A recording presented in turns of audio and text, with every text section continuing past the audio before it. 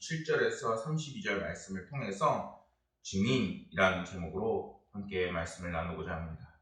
그 어머니에게 그 아들이라는 글을 보았습니다. 어느 집사님의 며느리가 길고 깊은 병에 시달리고 있었습니다. 병간호하랴 일하랴 아들이 너무나도 안쓰러워서 아들에게 물었습니다. 힘들지 않니? 이렇게 물으니까 아들의 대답이 너무나도 간단 명료했습니다. 뭐라고 얘기했냐면은 아니에요 어머니, 어머니도 그러셨잖아요. 이렇게 대답을 한 겁니다. 이 말이 무엇일까요?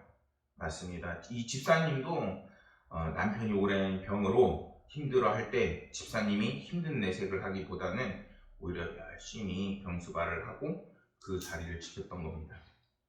그것을 잘 보아온 아들이 이제는 자기 아내를 돌봐야 할 상황이 되니까 어머니의 모습을 따라서 묵묵히 아내를 지키고 있는 모습입니다. 그 어머니에게 그 아들이었던 것입니다. 그리스도인은 성경을 통해서 예수님의 그 모습을 닮아나가는 사람들입니다. 예수님은 끝까지 참으시고 그 사명의 길을 완수하셨습니다. 그러신 예수님이 우리의 어려운 상황에 이렇게 질문하실 수 있습니다. 힘들지 않니? 이렇게 물으신다면 우리는 어떻게 대답을 해야 할까요? 아니에요 예수님, 예수님도 그러셨잖아요 하면서 우리는 우리의 사명에 대해서 묵묵히 걸어갈 수 있는 예수 그리스도의 제자가 되어야 되겠습니다. 그럴 때 하나님께서는 그래, 네가 나의 참된 자녀요 제자다 이렇게 이야기해 주실 것이라는 것입니다. 주님이 먼저 보이신 그 십자가의 사랑을 우리는 잘 마음에 담아둬야 됩니다.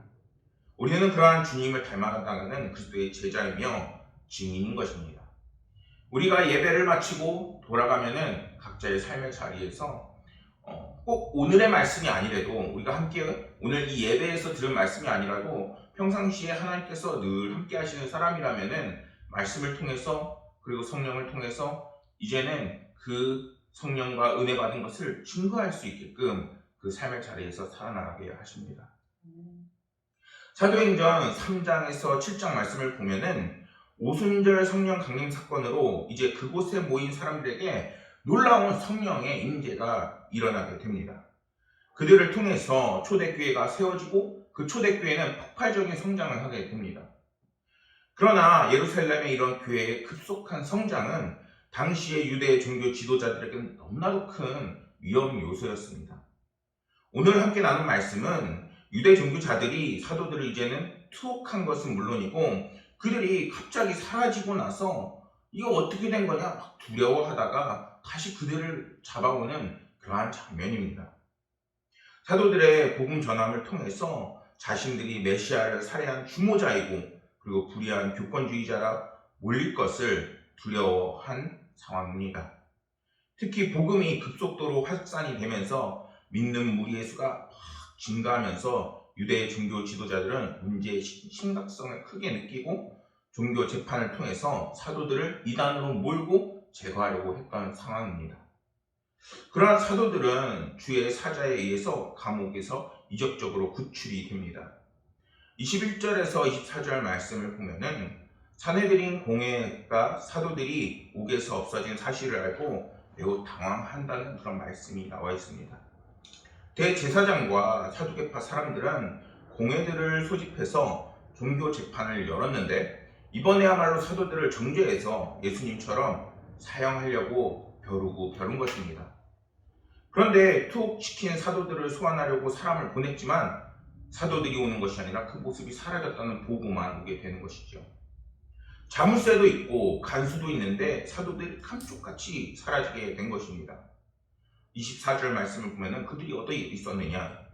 성전 맡은 자와 제사장들이 이 말을 듣고 의혹하여 이 일이 어찌 될까 하더니 라는 말씀과 같이 사라진 사도들이 사라진 것으로 인해서 저들이 엄청 당황한 것을 알 수 있습니다.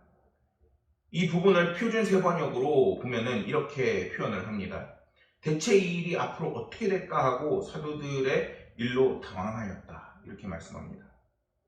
사도들의 일로 당황했다는 것은 그때 당시에 이들이 정말 안절부절하지 못하고 그리고 큰 혼란과 두려움에 쌓여 있었다는 것입니다. 그렇다면 그와 반대로 사도들은 그 순간에 무엇을 하고 어디에 있었을까요? 25절 말씀을 보면은 사람이 와서 알리되 보소서 옥에 가두었던 사람들이 성전에 서서 백성을 가르치더이다 라고 말씀은 전합니다. 사도들은 다른 곳으로 도망치기는커녕 성전에서 계속해서 예수 그리스도의 그 복음을 전파했습니다. 그들이 성령을 통해서 계속적인 복음의 전파 사명을 받았다는 것이죠. 이런 놀라운 사도들의 구출은 하나님의 능력이 사도들과 늘 함께하고 그리고 그들에게 힘과 그리고 계속 이 사명을 계속해야 된다는 표적과 이사가 되는 것입니다. 그래서 이 사건은 사도들에게 복음 전파에 더욱 힘쓰게 되는 계기가 되었습니다. 하지만 유대의 종교 지도자들은 여전히 그것을 믿지 못했습니다. 그리고 성전에서 복음을 증거하는 사도들을 잡아다가 이제는 신문을 합니다. 그런데 유대 종교 지도자들은 그러한 박해와 성령의 충만해진 사도들의 복음에 대한 열정을 결코 막을 수 없다고 성경은 오늘 말씀하고 있는 것입니다.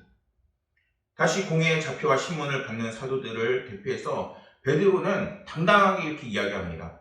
사람보다 하나님께 순종하는 것이 마땅하니라. 자신들의 입장에 분명히 보면은 유대 종교 지도자들이 죽인 예수께서 바로 구주가 되심을 분명하게 증언하고 있는 것입니다. 27절과 28절 말씀을 보면은 대제사장이 사도들을 신문을 합니다. 이 대제사장은 예수님 당시에 현직 대제사장이었던 가야바, 이가 예수님을 잡아다가 핍박하고 그리고 이제 십자가에 달려 돌아가시게 하죠. 그 사람이거나 아니면은 전직 대제사장으로 가야바의 장인이 실권자였던 안나스일 거라고 학자들은 이야기합니다. 그들은 예수님을 신문하고 정죄한 악인들입니다. 이들은 부활의 진리를 믿지 않습니다. 그래서 사도들이 예수님의 그 부활을 전하는 것을 정말 싫어할 수밖에 없는 그러한 사람들입니다. 또한 28절 말씀을 보면 알 수 있듯이 이들이 예수 그리스도의 그 부활의 도를 전하는 것을 싫어하는 근본적인 이유가 나와 있는데 그들은 자신들이 그리스도를 십자가에 매달게 한 중심 인물이었기 때문에 이렇게 이야기합니다. 이 사람의 피를 우리에게 돌리고자 함이로다 라고 말하는 것처럼 사도들이 예수님의 그 부활을 전하는 것을 그를 죽게 만든 장본인이 자기들이라고 지목하고 그리고 백성들에게 악의적인 선전한다는 것을 여겼다는 것입니다. 그리고 사도들이 백성들을 선동해서 자기네들을 대적하게 만들려고 하고 있다. 그들은 생각을 했습니다. 이러한 그들의 모습은 성령으로 감화받은 사도들과 어떻게 달라 보이게 될까요? 정말 180도로 달라 보이게 되는 겁니다. 그들의 이러한 모습은 어떤 모습과도 같으냐? 오늘날에 정말 그 불신자들, 예수님의 복음을 전해도 정말 그것을 거부하는 자들, 그리고 예수님을 믿지 않으면서 믿지 않으면 지옥에 간다고 이야기하면은 자신들을 저주하는 말로 오해하는 사람들과도 같다고 볼 수 있습니다.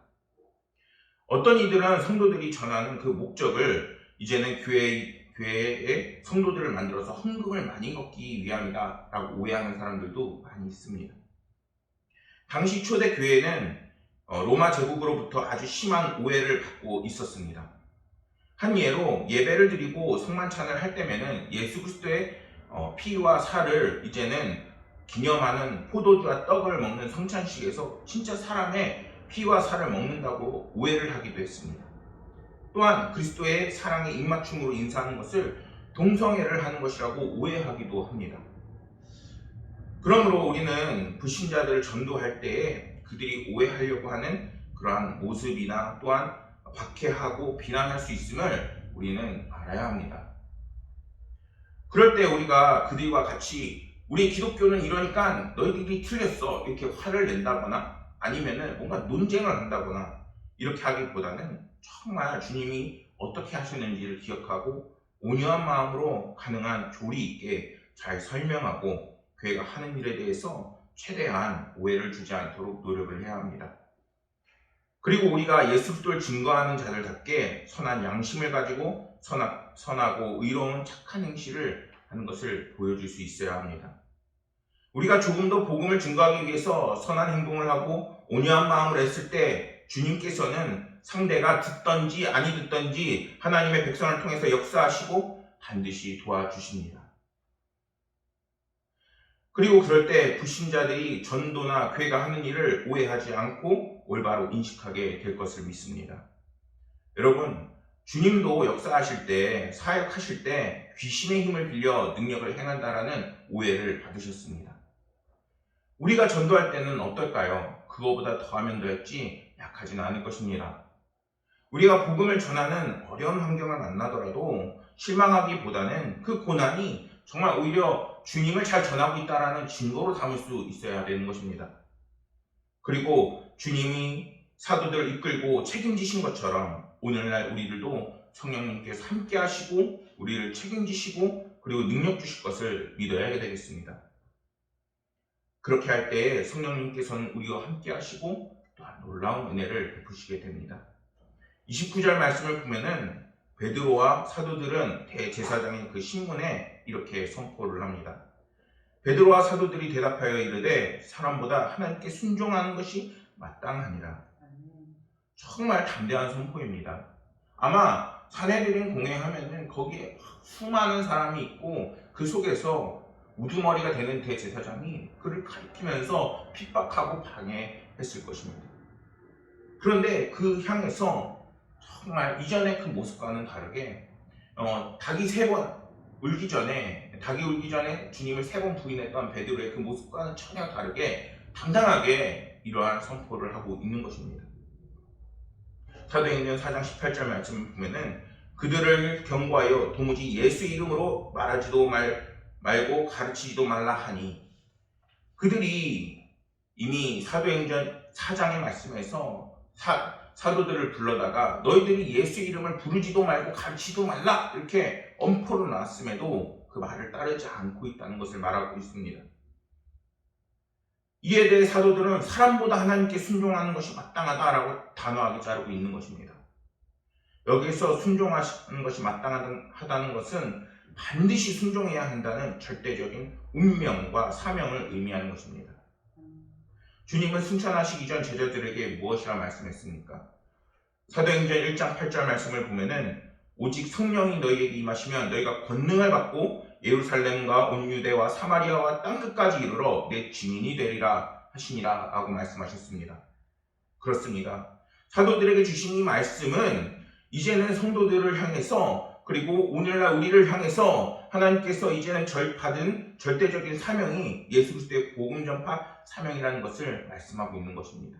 그리고 그러한 우리들과 함께 주님께서 함께 하시면 땅끝까지 함께 하시겠다라고 우리에게 힘과 능력을 주시는 그러한 말씀인 것입니다.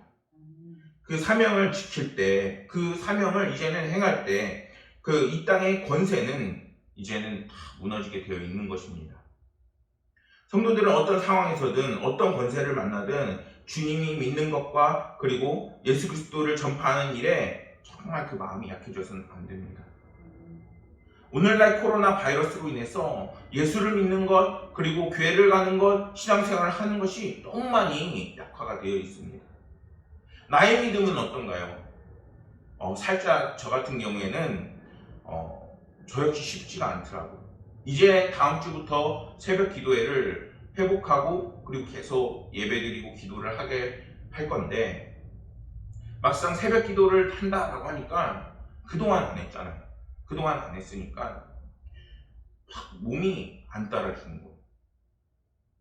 그런데 얼마 전에 부흥회를 한 교회가 있어서 부흥회를 가고 그리고 다시 기도를 하고 그리고 주님을 다시 만나니까 이제는 다시 영적으로 회복이 되어지는 겁니다. 이제는 우리가 모든 약한 것, 연약한 것, 그리고 이 세상의 모든 권세와 악한 환경을 만나더라도 정말 주님을 만나는 것이 우리의 삶에 힘이 들어오고 능력이 들어오는 은혜임을 우리는 깨달아야 합니다. 로마서 13장 1절 말씀을 보면은 각 사람은 위에 있는 권세들에게 복종하라. 권세는 하나님으로부터 나지 않음이 없나니 모든 권세는 다 하나님께서 정하신 바라 라고 말씀을 합니다. 이 땅에서 모든 권세가 하나님께로부터 나온다는 것입니다. 권세의 주인이 바로 하나님이시라는 것입니다. 그런데 우리는 정말 우리를 핍박하는 권세, 그리고 또한 우리가 어려운 환경을 만나면 쉽게 타협해버리게 됩니다. 근데 그러한 것들은 이제는 적그리스도적인 것이요, 사단의 사주를 받은 명령인 것이 대부분입니다. 그렇게 초대교회 성도들은 목숨을 빼앗기면서도 로마 제국의 그 명령에 따르지 않고 많은 순교자가 나오게 된 것입니다. 초대교회 성도들이 유대교나 로마 제국의 명령에 보다 하나님의 명령에 순종해서 생명을 걸고 복음을 증거했기 때문에 오늘날의 이러한 기독교가 크게 성장하고 우리 역시 믿음을 가질 수 있게 된 것임을 우리는 기억해야 되겠습니다. 그렇기에 성도와 교회는 복음 전파의 사명을 잃어버려서는 안 됩니다. 그것을 통해서 하나님께서는 역사하시고 우리에게 힘과 능력을 주시기 때문인 것입니다. 우리는 한마음으로 땅끝까지 복음을 전하기에 마음을 모으고 그리고 함께 해야겠습니다. 부활 기막힌 역정승이라는 글을 보게 되었습니다. 여러분들은 두꺼비가 새끼를 낳는 이야기를 들어본 적이 있으신가요? 뱀은 개구리를 굉장히 좋아해서 만나기만 하면 어떻게 하나요? 한 입에 덥석 잡아먹어버립니다. 반면 개구리와 비슷한 두꺼비는 뱀이 어떻게 생각할까요? 뱀이 생각보다 두꺼비를 무서워합니다. 평상시에 두꺼비도 뱀을 두려워해서 멀리합니다. 그런데 두꺼비가 일단 알을 베면은 그 양상이 달라집니다. 뱀에게 싸움을 겁니다. 살살 약을 올리며 활을 돋구는 겁니다. 정작 싸움의 자체에는 굉장히 싱거운 싸움이 됩니다. 어떻게 되느냐? 순식간에 뱀이 두꺼비를 확 잡아먹습니다. 너무나도 허망한 죽음입니다. 예수님의 십자가의 죽음은 이런 두꺼비의 허망한 죽음과도 비교돼서 느껴집니다. 로마 통치자나 유대 종교 지도자와 당당히 맞서길래 뭔가 보여주시려나 하고 사람들은 굉장히 기대를 많이 했습니다. 그래서 새로운 왕으로 메시아로 환영을 하지만 전혀 맥없이 그 십자가에 달려 돌아가신 것이 예수님입니다. 그런데 갑자기 놀라운 일이 벌어집니다. 어떤 일이 펼쳐지느냐? 두꺼비를 먹은 뱀의 몸속에서 두꺼비 새끼들이 올망졸망 기어나오게 되는 것입니다.